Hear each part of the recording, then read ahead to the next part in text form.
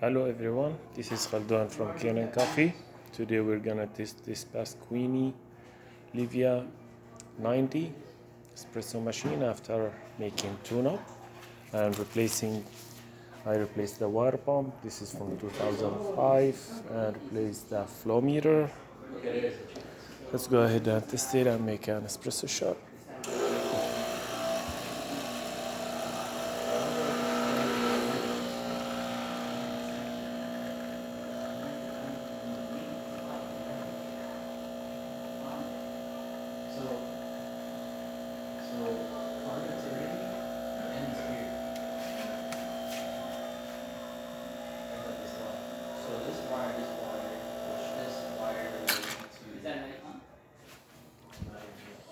That's nice double espresso shot with creamer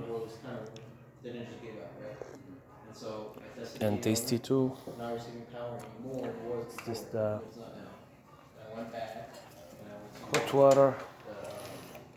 First the steamer.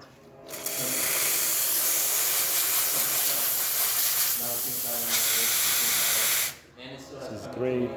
And the hot water. Awesome too.